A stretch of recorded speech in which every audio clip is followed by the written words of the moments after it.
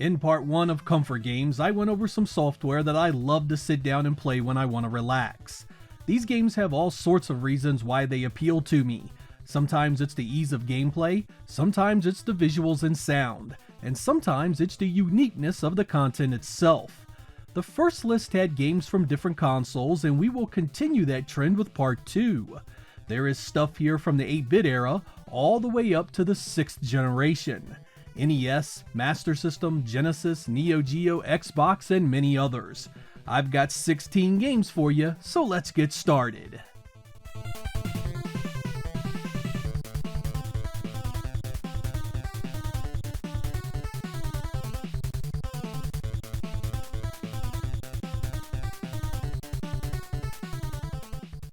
When Halo Combat Evolved came along for the original Xbox, I had played a number of very good first-person shooters already.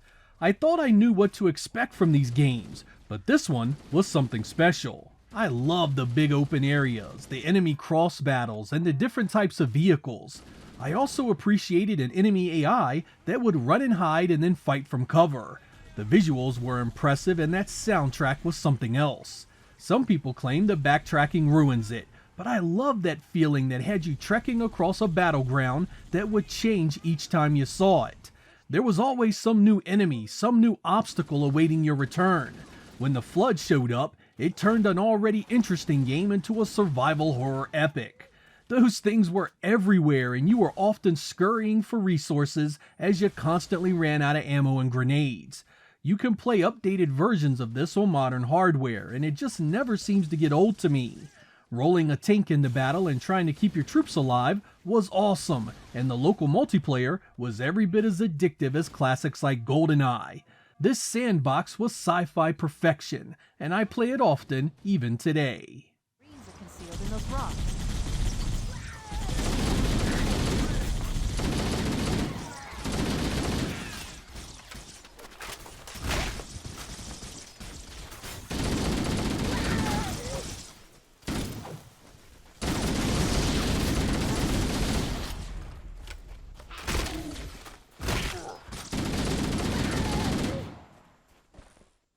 Ninja Gaiden for the Nintendo Entertainment System holds a special place with me. It came along at the end of my Nintendo journey, right before I scored a Sega Genesis. It had sound and visuals well above the average game for that hardware, and it included story cinematics that added depth you normally didn't see in action games. Many people claim this game is brutally difficult, but I honestly only think it gets hard in the final few stages near the end boss. The rest of the game is actually pretty easy and teaches you everything you need to know to succeed later on. It does have that cheap enemy respawn garbage I despise, but it plays so well I can forgive it. I fired this up and watched the opening ninja duel on loop. It's so emotionally powerful. That music is S tier. Sometimes I can make it to the end and sometimes I start getting killed well before that, but it's fun every single time I try. Sequels would follow, but this was the best this series ever got in 2D.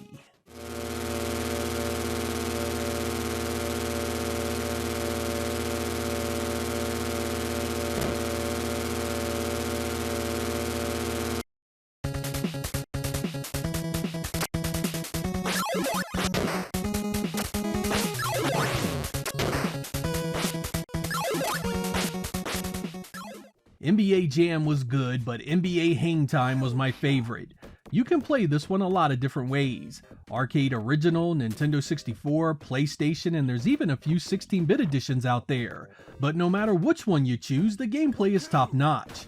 It's so easy to get into, so easy to do well, and so easy to get right at the fun. Again, it's 2-on-2 basketball with insane dunks, lots of cool moves to learn, and even a create-a-player feature. When I want a game of basketball, this is often where I return to get that fix. Even my non-gaming family and friends can play it with me because the control scheme is so natural. Don't sleep on the 16-bit versions of this. The Genesis edition is damn good and often dirt cheap. Score! Raise the double dunk!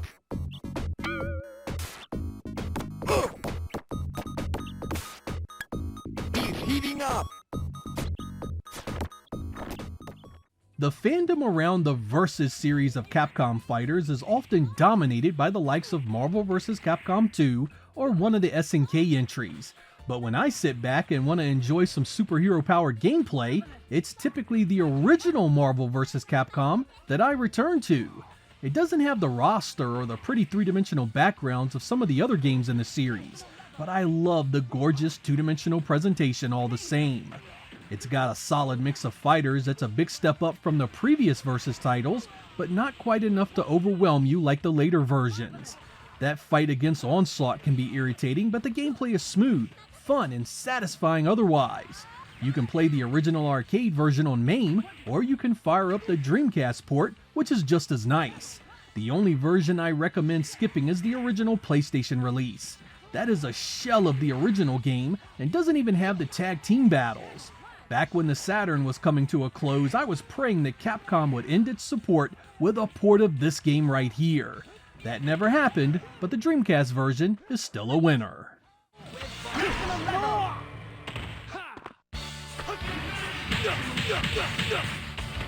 Good.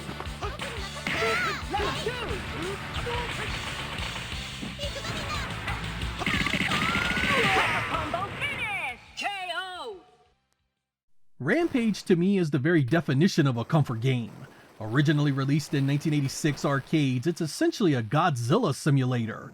You take one of 3 giant monsters across a number of cities where your job is to bash buildings, vehicles, people, and everything else in your way. It's timeless fun just crushing everything around you, and it even features multiplayer that can be played cooperatively or competitively.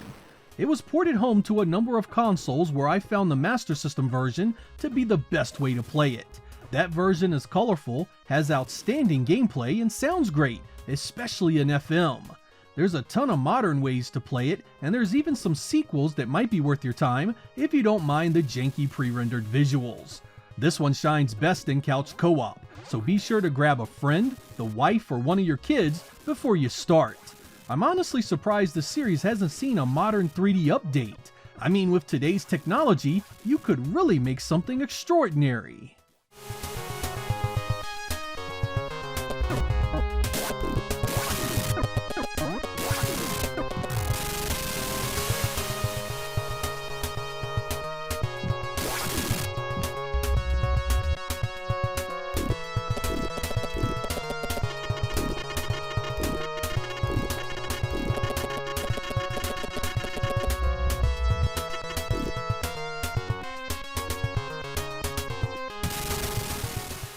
The original Grand Theft Auto 3 had been something, but when I want to play a Grand Theft Auto that just feels right, I'm always going back to Vice City. This game feels like someone took Miami Vice from the 80s and straight up turned it into a video game. The look, the sounds, the feel of everything has that 80s vibe that really grabs you if you were old enough to remember it. It keeps just about everything you loved about Part 3 in place and just fills in the rest with powerhouse nostalgia. Sometimes I just drive around admiring the city as it lives, neon lights everywhere, listening to the radio that is impossibly accurate. Then I'll run around on foot creating chaos and watch the denizens of Vice City flee for their lives as cars explode and the cops go crazy trying to catch me.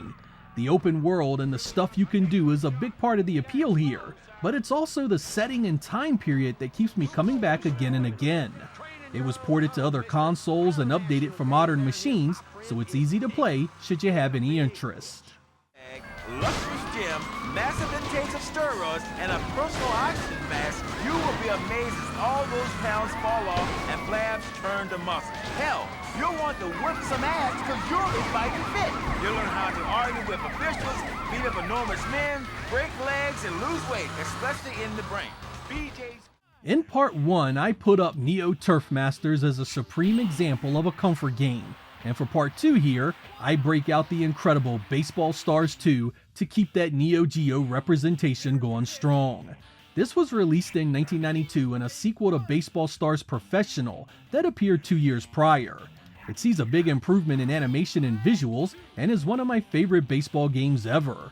The lightning-fast pace, the comical art style, the over-the-top presentation all ooze what made Neo Geo sports titles so appealing. Because the teams are all fictional and it isn't based on any official league, it never feels old or out of date. It's like playing in a minor league circuit in some small city.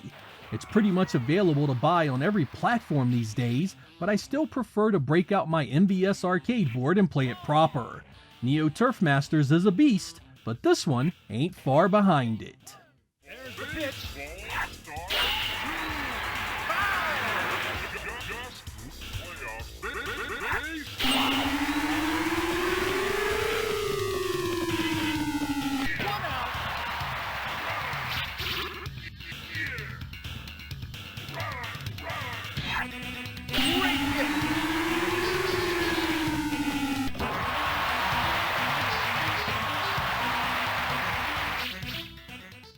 Galaga 88 was a great arcade game. It was part of the Galaxian series of games by Namco, and featured improvements in gameplay that made it one of the best. It adds vertically scrolling areas, boss encounters, and warp pods that move you between dimensions, which has different enemy patterns. That's on top of the traditionally addictive gameplay the series is known for. When this came home as Galaga 90 for the TurboGrafx 16, I was hooked and played it to death. It's so easy to get into, and even when you get blown out of the sky, you start over and jump right back in. Even all these years later, I can drop hours into it without a second thought. My reaction time may have dulled in my old age, but I never seem to get tired of it. This is part of the fantastic Namco Museum series for the Nintendo Switch, if you want a modern version on the go.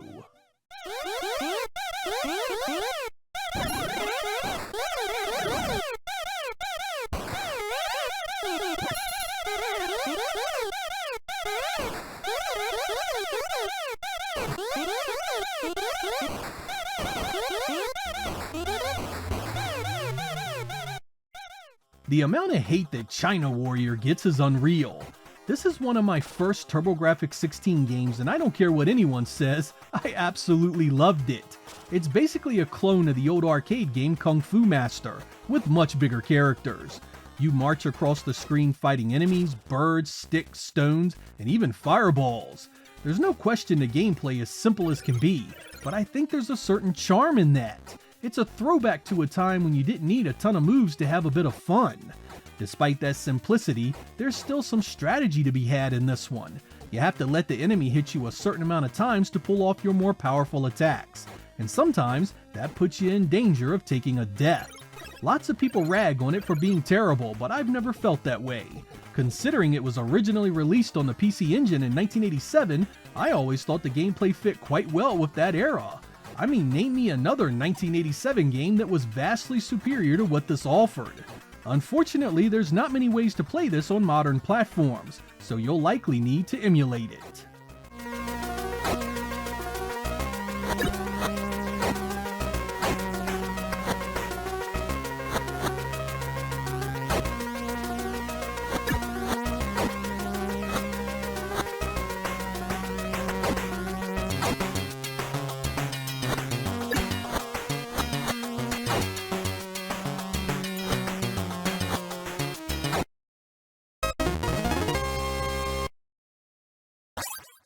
Desert Strike was a 1992 helicopter shooter that had a sandbox-style play area where you could pretty much explore at will as long as you had fuel.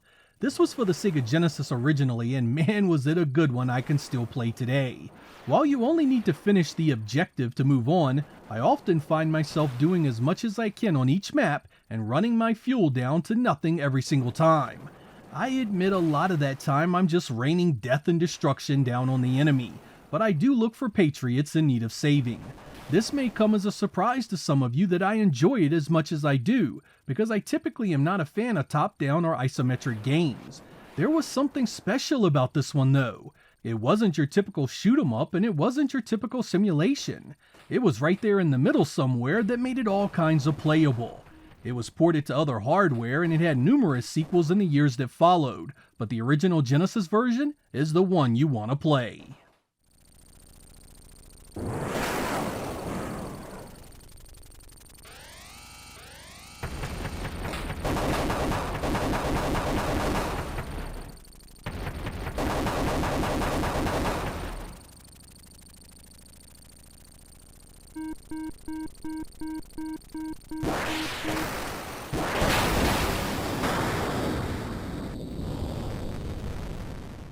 Growing up in the United States, I had never heard of Sink or Swim, which in turn meant I had never heard of the Sega Mega Drive title, SS Lucifer Man Overboard. This originally appeared in a number of PAL regions, and I didn't discover it until many years later. It's an action puzzle game where your goal is to save as many crew members as possible before the water levels drown everybody on a sinking ship. It starts out pretty easy but gets difficult really fast, forcing you to think on your feet. I always thought the visuals were nice with a great wavy water effect, and the music isn't overly offensive. The gameplay is mainly throwing switches and creating paths for the crew to get to safety. Do things wrong and you can send them to their deaths. It was a Codemasters release, so it came on one of those funky shaped cartridges, and there was even a Game Gear version of it. I'm not sure if it's the saving people aspect I enjoy the most, or the terrifying reality of drowning on a sinking ship, but I just find this one of the more enjoyable puzzle games out there. If you want to play it on the Super Nintendo, look for it under the name Sink or Swim.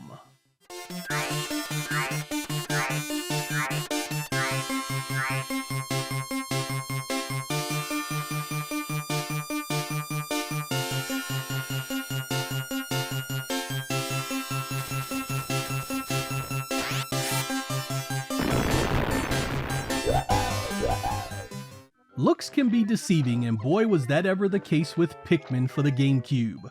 When I first saw this, I said to myself, this is more silly-ass Japanese Nintendo nonsense and not my kind of thing. I mean, look at it. A bunch of little dumbass flower people getting themselves killed and needing to be babysat. Regardless of that first impression, I did end up playing it, and I knew right away I had happened upon something special.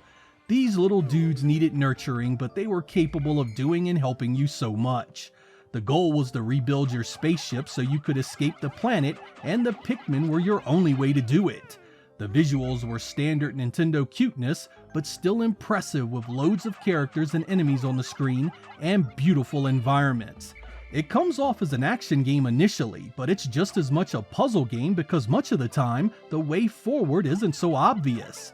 Different colored Pikmin are capable of different things, and you need to figure out the best way to use them. Put it all together and you have an outstanding action puzzle strategy hybrid that is so much fun to play. In the years since, there's been a number of sequels and spin-offs, but I always found myself coming back here where it all began.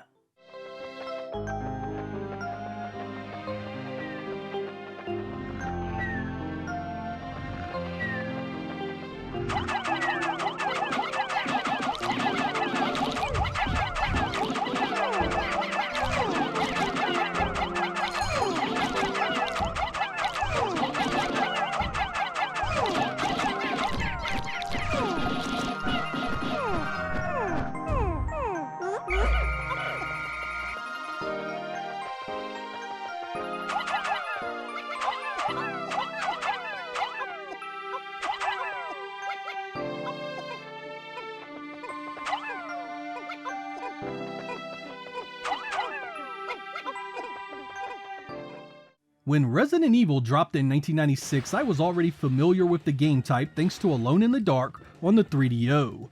But Resident Evil had taken that formula and improved upon it 1,000-fold. It moved and controlled so much better. The story was more appealing and the presentation was pretty much perfect.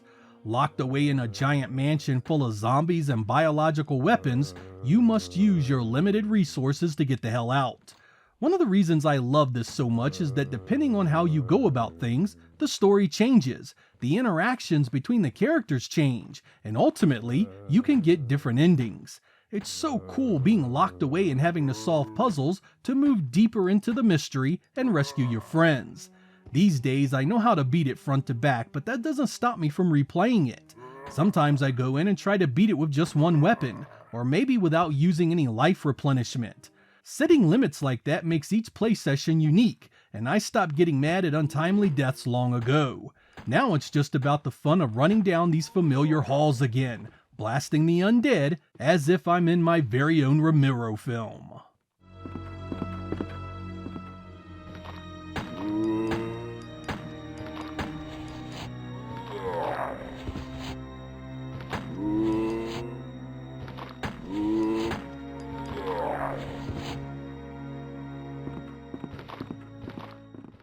As someone who appreciates a good Diablo-style game, I was all about Baldur's Gate Dark Alliance when I got it for the PlayStation 2.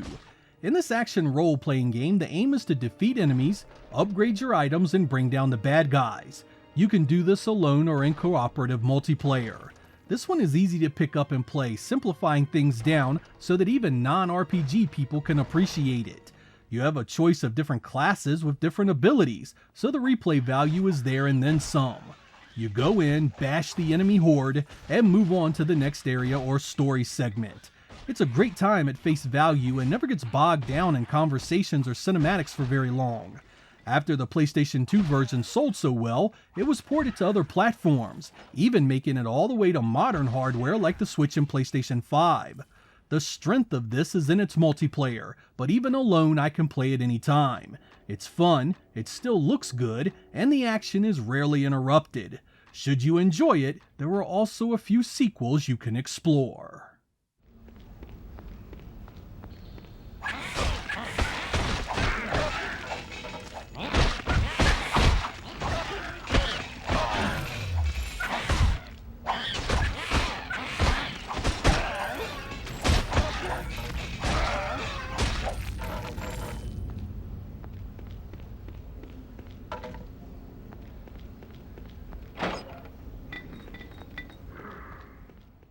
Among the long list of underappreciated games, Castlevania II Simon's Quest has to be close to the top. Whenever you see a Castlevania top 10, it's rarely mentioned because the series has so many strong entries. That doesn't mean it was a stinker, however. I admit the original Western release was as botched a translation as you can get. Just going by what the game was telling you, it was difficult to know what to do. But in 1988, this game was something else. It was huge with many places to explore, mysteries to unravel, and evil creatures to slaughter. It was Metroid with a gothic design, and to a monster movie fan like me, that was pure gold. I go back to this one for the nostalgic presentation, and the modern hacks that are available for it. They take the original hatchet job Konami spat out and turn it into a bona fide masterpiece. I want to make special mention of the music in this one as well. I adore how it sounds, 8-bit chiptunes at its finest. Whenever you get a dark and stormy night, fire this up and tell me that it isn't a good time. Just be sure to nab one of the modern community takes on the original. They tend to make an already good game great.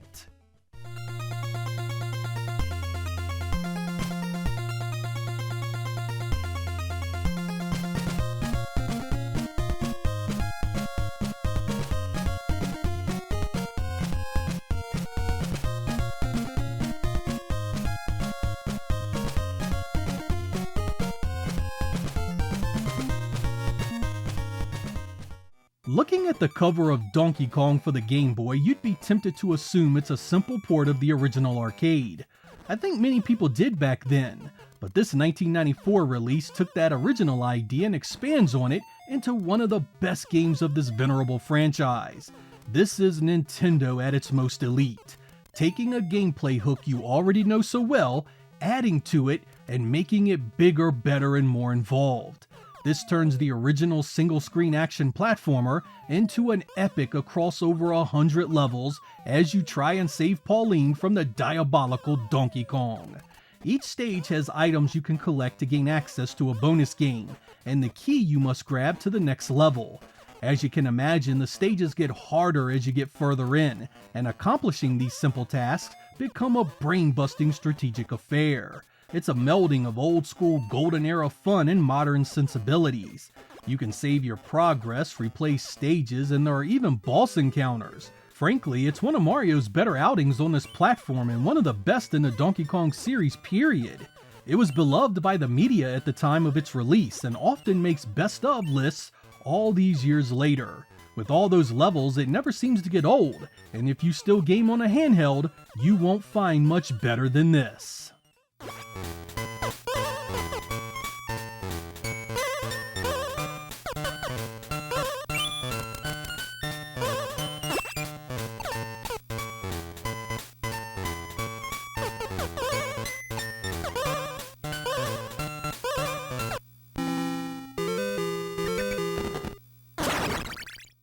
Comfort games can mean a lot of things to different people. For me, they are games to relax with, games that rarely infuriate me, games that just feel right, whether with a nostalgic presentation or gameplay that draws me in and never gets old. You could simplify it and just call them good games and be done, but it's more than that.